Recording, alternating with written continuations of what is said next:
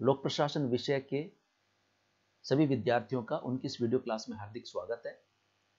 लोक प्रशासन के प्रथम वर्ष के जो बीए के विद्यार्थी हैं उनकी इस वीडियो क्लास में हम आज चर्चा कर रहे हैं। आपका जो पहला पेपर है लोक प्रशासन के तत्व, उसके अंतर्गत लोक प्रशासन पर नियंत्रण की विधियों के बारे में। तो आज हम चर्चा करेंगे लोक प्रशासन पर विधायी नियंत्रण के अंतर्गत संसदीय समितियों द्वारा व्यवस्थापिका किस तरह से लोक प्रशासन पर अपना नियंत्रण रखती है। जो व्यवस्थापिका है, व्यवस्थापिका के जो अधिकांश जो सदस्य होते हैं वो संसदीय कार्य की विविधता तथा अपने राजनीतिक व्यवस्थाओं के एवं समय के अभाव में व्यवस्थापिका के बहुत से विधायी एवं गंभीर प्रकृति के कार्यों को करने में असमर्थ अनुभव करते हैं। यानी कि जो व्यवस्थापिका के जो सदस्य होते हैं, जो संसद के जो सदस्य होते हैं, वो उनकी जो पृष्ठभूमि होती है वो साधारण पृष्ठभूमि होती है, और जो संसदीय कार्य होता है वो जटिल होता है, विविध प्रकृति का होता है। और जो संसद के जो सदस्य होते हैं उनकी बहुत सारी राजनीतिक व्यवस्थाएं होती हैं, उन्हें जनता के संपर्क में भी रहना होता है और बहुत सारे अन्य प्रकार के कार्य भी उन्हें करने पड़ते हैं। इसलिए उनके पास आमतौर पर संसद के सदस्यों के पास में, जो हमारे यहाँ जिन्हें हम एमपी कहते हैं, मेंबर ऑफ पार्लियामेंट कहते हैं, उनके पास समय का अभाव होता है। और जो व्यवस्थापिका के जो कार्य की प्रकृति वो बहुत जटिल होती है। ऐसी परिस्थिति में संसदीय कार्य को गुणवत्ता प्रदान करने के लिए, तो संसदीय कार्य की गुणवत्ता बनी रहे और संसदीय नियंत्रण को प्रभावी बनाया जा सके, सरकार पर संसदीय नियंत्रण को अधिक प्रभावशाली बनाया जा सके, और जो जटिल प्रकृति के जो संसदीय कार्य हैं उन्हें आसानी से कुशलतापूर्वक उन्हें संपादित किया जा सके, उन्हें सफलतापूर्वक उनको कार्यों को किया जा सके। इसके लिए व्यवस्थापिका में अनेक प्रकार की संसदीय समितियों का प्रावधान है। अनेक प्रकार की संसदीय समितियां समय समय पर संसद के द्वारा गठित की जाती हैं। तो इसमें जो प्रमुख संसदीय समितियां हैं उनकी वो निम्न इस प्रकार है। जो लोक प्रशासन पर विधायी नियंत्रण के लिए संसद में जो महत्वपूर्ण समितियां संसद की वो निम्न प्रकार है। लोक लेखा समिति है, प्राक्कलन समिति है, सार्वजनिक उपक्रम समिति है, आश्वासन समिति, अधीनस्थ विधान संबंधी समिति और विभागीय स्थायी समिति। ये संसद की कुछ महत्वपूर्ण समितियां हैं। अब हम बात करते हैं लोक लेखा समिति के बारे में, जिसे हम पब्लिक अकाउंट्स कमेटी भी कहते हैं। जो लोक लेखा समिति की स्थापना भारत में सर्वप्रथम 1921 में हुई थी, 1921 में हुई थी। समिति में संसद के दोनों सदनों के सदस्य, लोकसभा के 15 सदस्य एवं राज्यसभा के 7 सदस्य होते हैं। प्रत्येक वर्ष इनका चुनाव एकल हस्तांतरणीय मत पद्धति के द्वारा किया जाता है। इन सदस्यों का कार्यकाल 1 वर्ष का ही होता है। इस समिति का सदस्य कोई मंत्री नहीं हो सकता, और इस समिति के जो प्रमुख कार्य है वो इस प्रकार है। यह जो समिति है यह बहुत महत्वपूर्ण समिति है। इसके माध्यम से संसदीय नियंत्रण को बहुत अधिक प्रभावशाली और शक्तिशाली बनाया जा सकता है, क्योंकि यह बजट संबंधित जो मामले हैं उन सब पर नियंत्रण रखने का कार्य पब्लिक अकाउंट्स कमेटी के द्वारा किया जाता है। इस समिति के जो प्रमुख कार्य हैं, महत्वपूर्ण कार्य हैं, वो इस प्रकार है। हमने जो पिछली हमारी जो वीडियो क्लास थी उसमें हमने बात की थी संसदीय नियंत्रण की, और संसदीय नियंत्रण के अंतर्गत हमने बात की थी लेखा परीक्षण के द्वारा संसद के नियंत्रण की, और बजट के द्वारा जो संसद के नियंत्रण की थी उसमें हमने बात की थी कि बिना व्यवस्थापिका के, बिना संसद की अनुमति के सरकार जो सरकारी धन है उसका व्यय नहीं कर सकती और जनता पर किसी भी तरह का कोई कर नहीं लगा सकती। और लेखा परीक्षण के द्वारा व्यवस्थापिका सीएजी के जो जो अकाउंट्स जो रिपोर्ट होती है उसके द्वारा इन सब पर नियंत्रण संसद के द्वारा रखा जाता है, और इसके लिए सबसे अधिक महत्वपूर्ण भूमिका का निर्वाह करती है लोक लेखा समिति। तो लेखा समिति का सर्वाधिक महत्वपूर्ण जो कार्य है वह यह है कि जो भारत के नियंत्रक एवं महालेखा परीक्षक द्वारा किए गए लेखा परीक्षण के प्रतिवेदनों की जांच करना। हमने पिछली क्लास में बात की थी कि भारत का नियंत्रक एवं महालेखा परीक्षक, जिसे हम सीएजी कहते हैं, कैग कहते हैं, वह अपनी रिपोर्ट राष्ट्रपति को प्रस्तुत करता है और राष्ट्रपति उस रिपोर्ट को संसद में प्रस्तुत करता है, और संसद में उस रिपोर्ट की जांच लोक लेखा समिति के द्वारा की जाती है। लोक लेखा समिति इसके अंतर्गत भारत सरकार द्वारा जो व्यय किया जाता है उस व्यय के लिए जो निर्धारित राशि के लेखों की अकाउंट्स की जांच करती है। इसके अंतर्गत समिति यह जांच करती है कि सरकारी राजकोष का जो धन है, वो संसद द्वारा प्राधिकृत रूप में, संसद द्वारा जो जिस स्वरूप में स्वीकृति दी गई है और जो निर्धारित प्रयोजन के लिए दी गई है, उसी के लिए व्यय किया गया है या नहीं किया गया है। यानी जो संसद ने जो अनुमति दी थी धन खर्च करने की, उसी अनुमति के अनुसार धन का व्यय हुआ है या नहीं है, यह जांच की जाती है भारत के नियंत्रक एवं महालेखा परीक्षक द्वारा। और इस रिपोर्ट का जांच करती है लोक लेखा समिति। जो संसद द्वारा, तीसरा कार्य, संसद द्वारा आवंटित धनराशि के अतिरिक्त व्यय करने पर इसकी औचित्यता के विषय में भी जांच लोक लेखा समिति द्वारा की जाती है।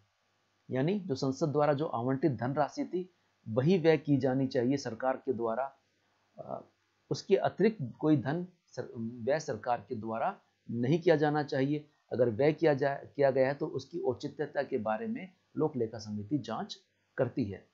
वित्तीय मामलों में अपव्यय के बारे में, भ्रष्टाचार के बारे में एवं कार्यचालन में कमी, यानी कि कार्यचालन में कमी की वजह से अधिक धन व्यय हुआ है, तो इस संबंधी किसी भी प्रमाण की भी खोज समिति द्वारा की जाती है। यानी अगर ऐसे मामले सीएजी द्वारा अपने लेखा परीक्षण के प्रतिवेदन में अगर प्रस्तुत किए गए हैं, तो उन मामलों को पता लगाने का कार्य लोक लेखा समिति द्वारा किया जाता है।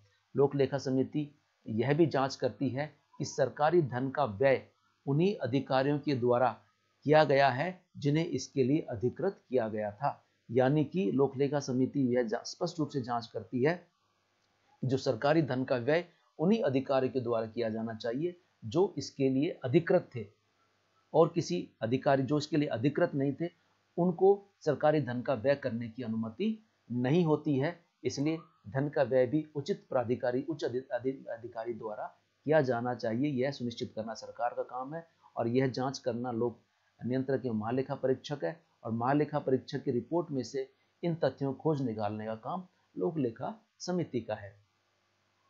बात करते हैं हम प्राक्कलन समिति के बारे में।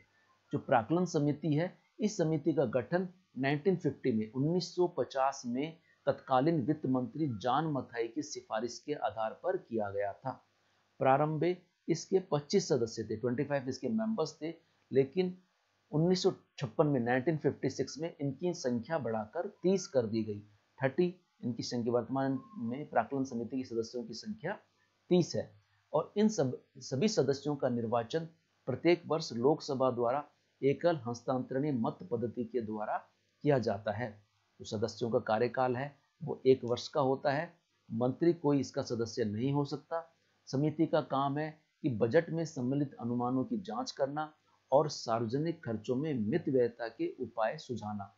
इसलिए इसे स्थायी मितव्ययता समिति भी कहा जाता है। इसलिए इसे स्थायी मितव्ययता समिति कहा जाता है। इस समिति के जो प्रमुख कार्य हैं वो इस प्रकार हैं। संगठन में सुधार के, प्रशासन में सुधार के एवं व्यय कम करने हेतु सुझाव देना प्राक्कलन समिति का प्रमुख कार्य है।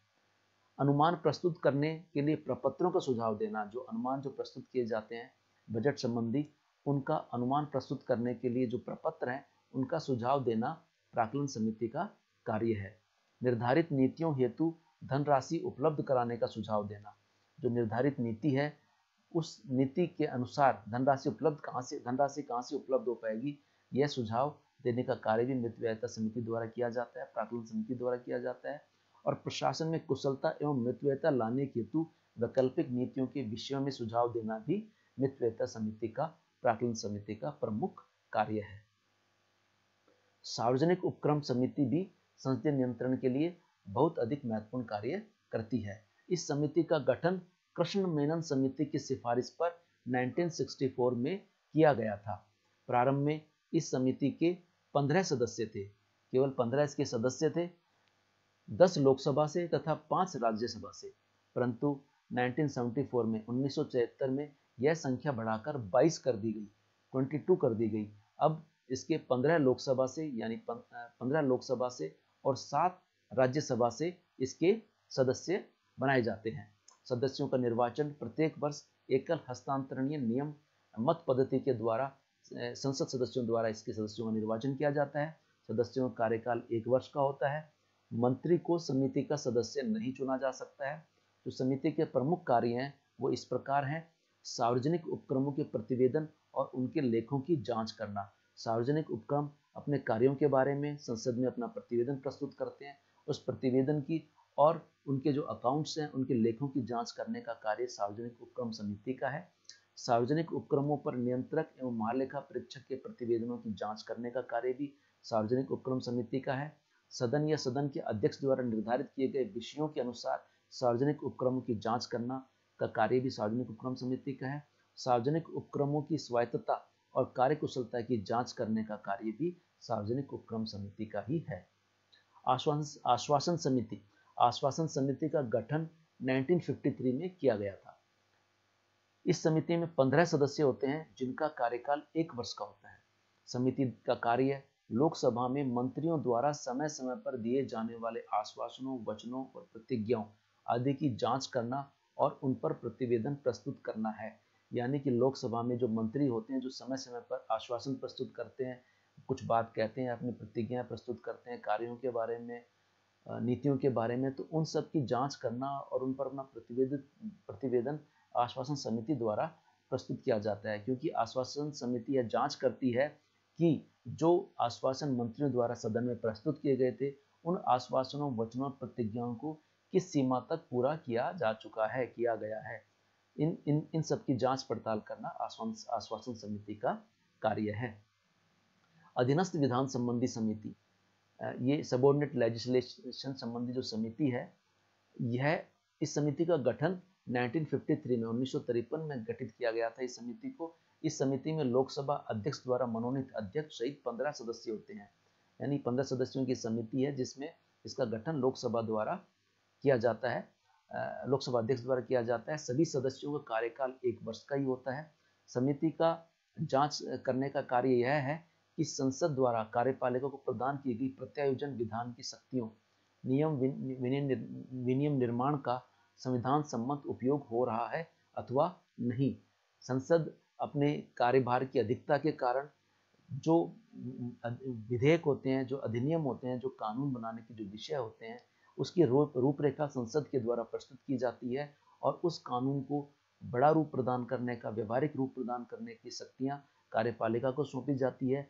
तो कार्यपालिका को विधान बनाने की जो शक्ति है वो प्रत्यायोजित कर दी जाती है। यानी कार्यपालिका को संसद कानून बनाने की शक्ति प्रदान कर देती है। तो संसद ने जो कार्यपालिका को कानून बनाने की शक्ति जो प्रदान की है, उसमें उन शक्तियों का उपयोग करते हुए कार्यपालिका जो नियम और विनियम का जो निर्माण कर रही है वो संविधान के अनुसार कर रही है या नहीं कर रही है, इन सब की जांच करने का कार्य अधीनस्थ विधान संबंधी समिति द्वारा किया जाता है। इसके अतिरिक्त विभागीय स्थायी समितियों का गठन भी संसद द्वारा किया जाता है। इसका प्रावधान 1993 में किया गया। 1993 में सबसे पहले 17 विभागीय समितियों का निर्माण किया गया।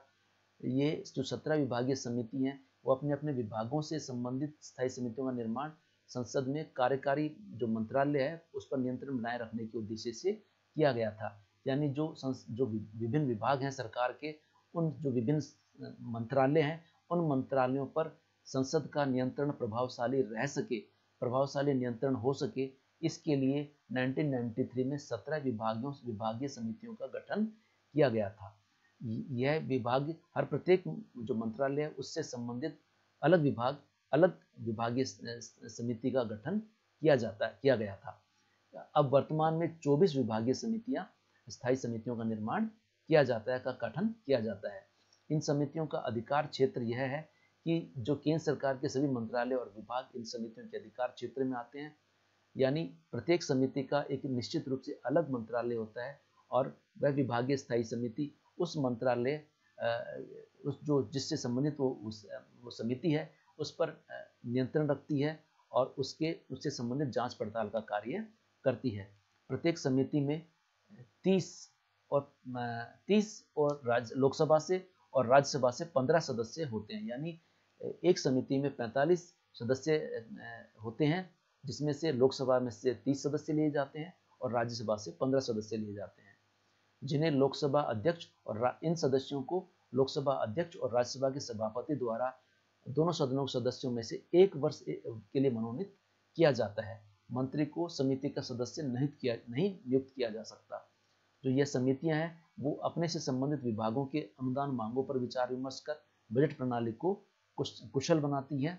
यानी कि जो जब बजट प्रस्तुत किया जाता है और जो विभाग है वो बजट में अपने अपने विभाग के लिए, अपने मंत्रालय के लिए धन की मांग करता है, अनुदान की मांग करता है व्यवस्थापिका से, तो व्यवस्थापिका तब यह समितियां अपने विभाग के लिए जो अनुदान मांगे की प्रस्तुत की गई हैं बजट में, उन पर विचार विमर्श करता है और उन पर विचार विमर्श करके अपने सुझाव प्रस्तुत करता है।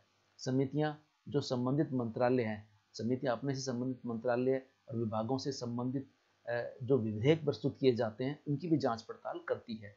यानी कि जब अपने मंत्रालय से संबंधित मामलों में किसी कानून बनाने की या किसी नियम बनाने की या किसी नीति को निर्धारित करने की आवश्यकता होती है और उससे संबंधित विधेयक सदन में प्रस्तुत किए जाते हैं, तब यह समितियां अपने मंत्रालय से संबंधित विधेयक की जांच पड़ताल करती है और उस पर अपनी रिपोर्ट तैयार करती है। समिति अपने से संबंधित मंत्रालय विभागों की वार्षिक जो रिपोर्ट है उस पर भी विचार विमर्श करती है और उस पर अपना प्रतिवेदन तैयार करती है। तो यह विभागीय स्थायी समिति भी प्रत्येक विभाग पर संसद के नियंत्रण को शक्तिशाली बनाने के लिए, मजबूत बनाने के लिए महत्वपूर्ण उपकरण के रूप में कार्य करती है। धन्यवाद विद्यार्थियों।